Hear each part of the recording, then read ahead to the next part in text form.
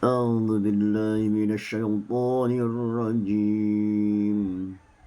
بسم الله الرحمن الرحيم. عبس وتولى أن جاءه الأعمى وما يدريك لعله يزكى أو يذكر فتنفعه الذكر أما من استغنى فأنت له تصدى وما عليك ألا يزكى وأما من جاءك يسعى وهو يخشى فأنت عنه تلهى كلا إنها تذكرة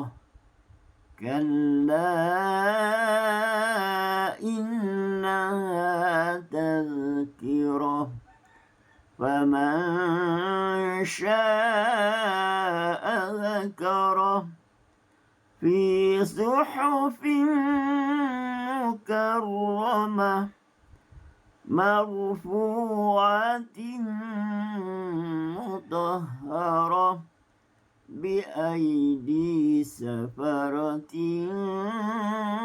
كرام بررة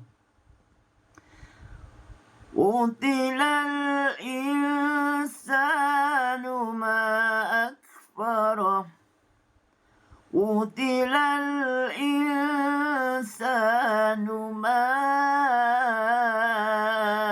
أكفره من أي شيء خلقه من نطفة خلقه فقدره ثم السبيل يسره ثم أماته فأقبره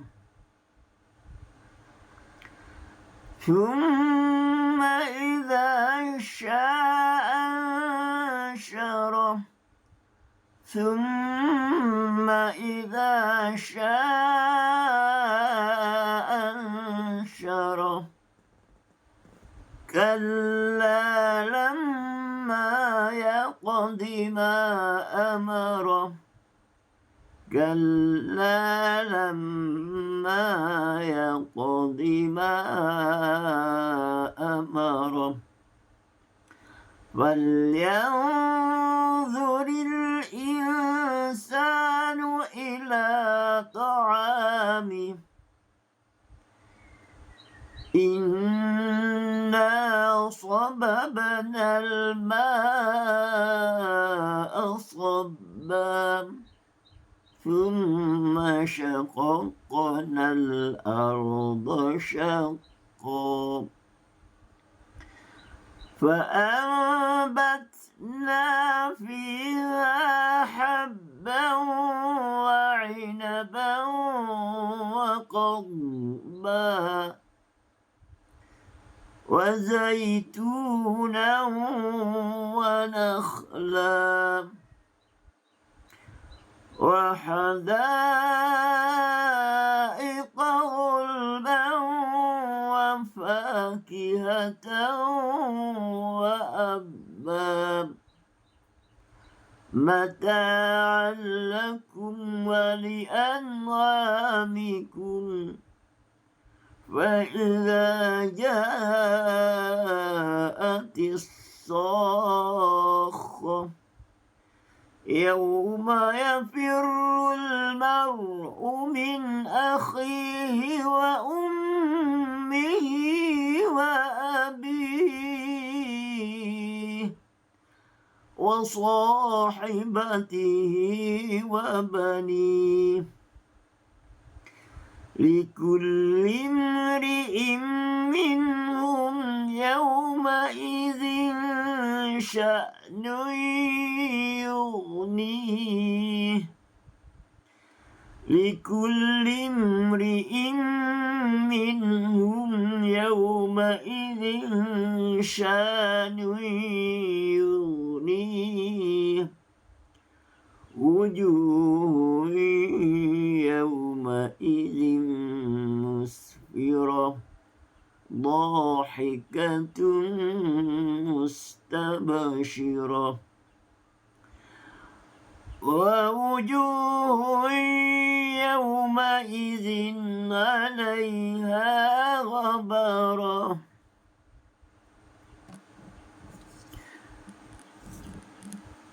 ترهقها قترة أولئك هم الكفرة الفجرة صدق الله العظيم. Alhamdulillah. Begitulah bacaan Al-Quranul Karim dengan menggunakan qiraat Abu Amru dengan riwayat Duri dan Susi pada surah Abasa juz yang ke-30. Saya membaca tadi dengan jamak riwayat Duri dan Susi. Muqaddamnya ialah Duri diikuti oleh Susi. Alhamdulillah, pada surah Abasa ini terdapat beberapa khilaf bacaan di antara Duri dan Susi dan juga dibandingkan dengan bacaan riwayat Hafs dari Imam Al-Asim yang biasa kita baca. Yang pertamanya pada keseluruhan kalimah-kalimah, perkataan-perkataan daripada Zilya Abu Amru, sama ada riwayat Duri atau Susi, membacanya dengan taqlil. Contohnya pada ayat yang pertama, tawalla, bagi Imam Hafs baca dengan tawalla. Al-a'ma pada ayat yang kedua dibaca dengan al-a'ma. Yazakka pada ayat ketiga dibaca dengan yazakka. Begitulah setiap kali berjumpa dengan Zilya, maka Abu Amru membaca dengan taqlil.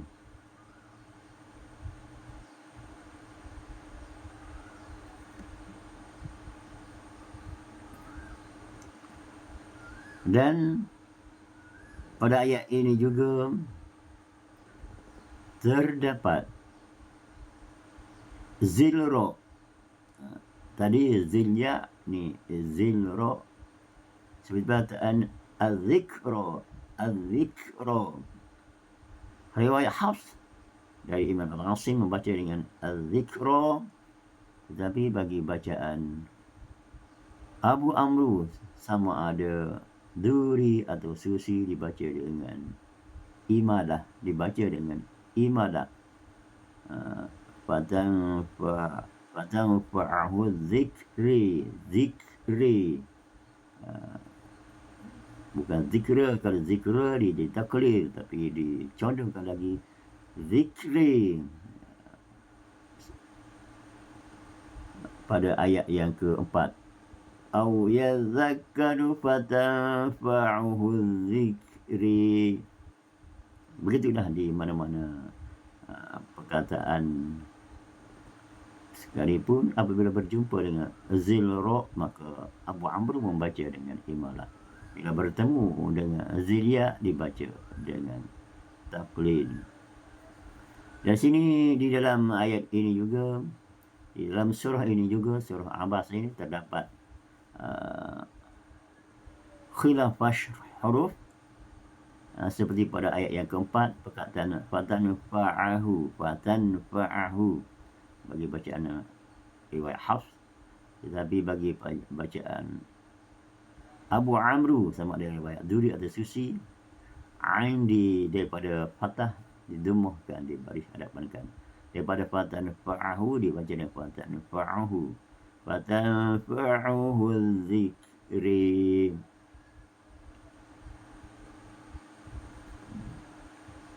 Begitulah juga pada ayat yang ke-25, perkataan pertama, inna, asal Hafs membaca dengan anna sababna al-ma'a sabba. Tadi Ibnu Katsir, Abu Amru riwayat Duri dan Susi dibaca dengan hamzah berbaris di bawah. Daripada anna kepada inna sababna al-ma'a sabba. Dan pada tiap kali berjumpa dengan mad munfasil, maka ataupun mad jaiz munfasil, bagi bacaan Abu Amru terdapat khilaf bacaan di antara Duri dan Susi, di mana Duri membaca dengan mad munfasil dengan dua wajah, sama ada 2 harakat atau 4 harakat. Manakala Susi, riwayat Susi membaca hanya dengan 2 harakat. Dan sebab itulah apabila saya membaca tadi, saya membaca lalu yang pertama dengan 2 harakat. Kalla innaha tazkirah, contohnya pada ayat ke-11. Maka apabila saya baca 2 harakat, maka diikuti serta terus oleh Susi dengan 2 harakat juga. Jadi, dan apabila saya ulang dengan 4 harakat, kalla innaha tazkirah, maka itu ialah bacaan riwayat Duri. Jadi sekali lagi, Duri membaca mad munfasil dengan 2 atau 4 harakat, manakala Susi membaca dengan 2 harakat. Begitulah pada kalimah-kalimah yang lain. Setiap kali berjumpa dengan mad jaiz munfasil, seperti pada ayat yang ke-17, ma akfarah, sama juga keadaan bacaannya. Terdapat satu kaedah bacaan pada ayat yang ke-22, di mana berlaku pertemuan 2 hamzah dalam 2 kalimah. Thumma idza sya'a dan ansyarah, pertemuan 2 hamzah dalam 2 kalimah yang sama baris, kedua-duanya baris di atas. Bagi bacaan, bagi qiraat Abu Amru, di mana riwayat Duri membaca sama ada dengan 2 harakat atau 4 harakat dengan digugurkan hamzah yang pertama.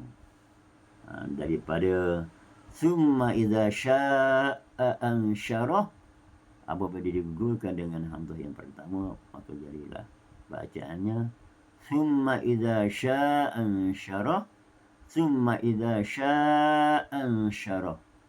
Duri boleh dibaca dengan 2 harakat atau 4 harakat, manakala Abu Amru dibaca dengan 4 harakat.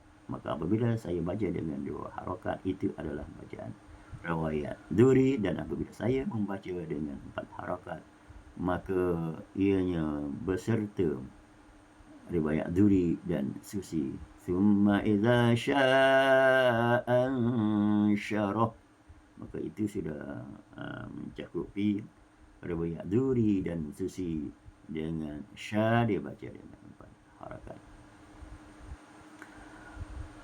Manakala apabila bertemu dengan hamzah mufrad, apabila bertemu dengan hamzah mufrad seperti pada ayat yang ke-37, likulli mri'in minhum yawma idzin sya'nun yughni. Apabila bertemu dengan hamzah mufrad bagi bacaan riwayat Duri sama bacaannya dengan riwayat Hafs al-Asim, baca dengan tahqiq. Yauma idzin sya'nun yughni, dimatikan hamzah. Manakala bagi bacaan riwayat Susi dari Abu Amru, apabila bertemu dengan hamzah mufrad, maka diibdalkan kepada di sini alif mad, maka sya dibaca dengan 2 harakat. Yauma idzin sya'nun yughni.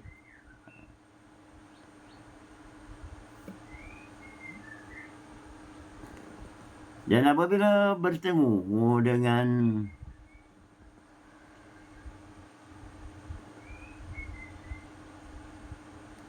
dhamir jamak muzakkar atau muannas, wa huwa lahuwa, apabila bertemu dengan perkataan ini, maka bagi bacaan Abu Amru riwayat Duri dan Susi, ini dimatikan di situ, dimatikan maka dibaca dengan nabr ataupun aqwa, dijelaskan matinya, itu ditekan dan dikuatkan, dijelaskan bacaan yang mati. Wah yakhsha. Sebab itulah ketika membaca riwayat Hafs, kita mesti menyebut dengan betul berbaris di hadapan supaya tidak terkeliru dan qiraat lain. Wa huwa,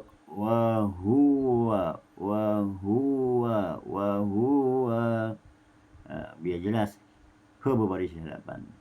Kerana apabila kita tidak menyebut dengan jelas, maka dia mungkin akan pergi ke qiraat yang lain seperti qiraat Abu Amru.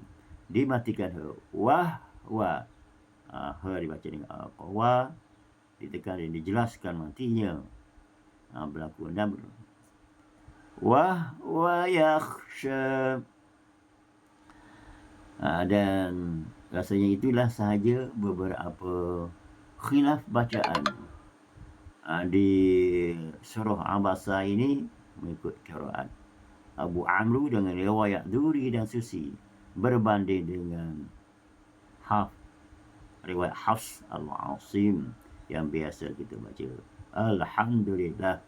Moga sedikit info, sedikit perkongsian yang saya berikan pada kali ini dapat yang pertamanya memahirkan lagi saya dalam bacaan Al-Quran wal Qiraat, dan keduanya dapat dikongsi kepada tuan-tuan dan puan-puan yang baru nak berjinak-jinak dengan Al-Quran wal Qiraat. Semoga ianya menjadi sedikit panduan dari segi usul bacaan Abu Amru dan lain qiraat, dari segi khilaf bacaan, dari segi hukum zilya, hukum zilra, dan lain-lain lagi lah yang berkaitan dengannya.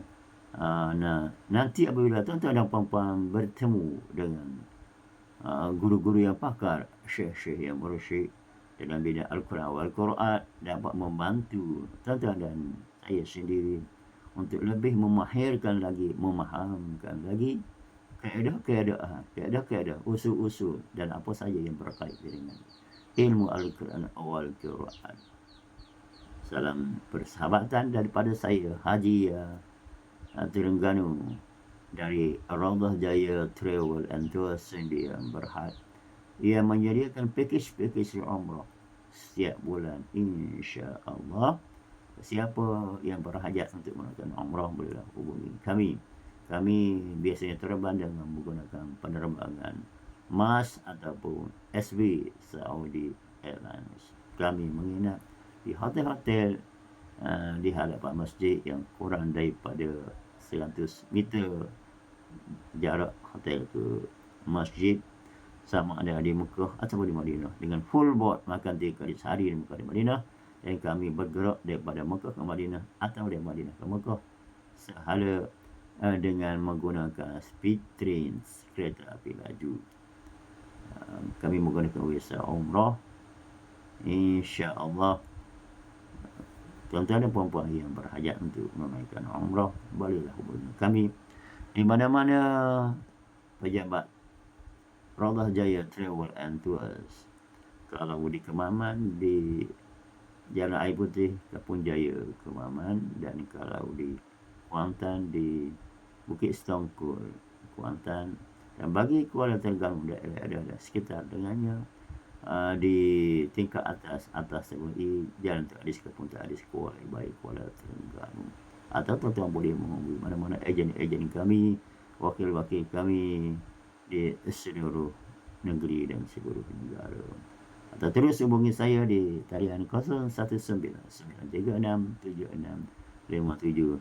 Allahumma syrah bil Quran azim sudurana wa yassir bi umurana wa azim bi ujurana wa hasim bi akhlaqana wa nawwir bi qulubana wa qulubana bi rahmatika ya arhamar rahimin.